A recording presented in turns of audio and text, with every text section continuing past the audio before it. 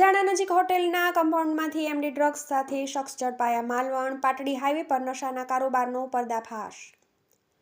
₹29,500ની કિંમતના MD drugs સાથે વિરમગામના શખ્સને પોલીસે દબોચી લીધા.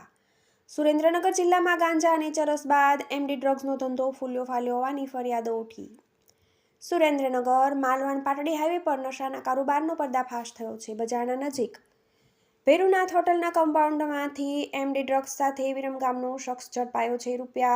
₹29,500ની કિંમતના એમડી ડ્રગ્સ સાથે વિરમગામના શખ્સને એસઓજી પોલીસે દબોચી કાર્યવાહી હાથ ધરી છે. સુરેન્દ્રનગર જિલ્લામાંથી અવારનવાર ગેરકાયદેસર અફીણ, ગાંજા સહિતની પ્રતિબંધિત વસ્તુઓ સાથે અનેક શખ્સો ઝડપાઈ ચૂક્યા છે. ત્યારે બજાણા ગામ નજીક આવેલી ભેરુનાથ હોટલના કમ્પાઉન્ડમાંથી ઇફ્તાજ ઉર્ફે નવાબ યુસુફ ખાન પઠાણ, ઉંમર વર્ષ 22, રહે વિરમગામને એસઓજી પોલીસે 2.95 ગ્રામ એમડી ડ્રગ્સ, કિંમત ₹29,500 તથા રોકડ ₹2,200 અને મોબાઈલ સહિત કુલ ₹36,700ના મુદ્દામાલ સાથે ઝડપી પાડ્યો હતો.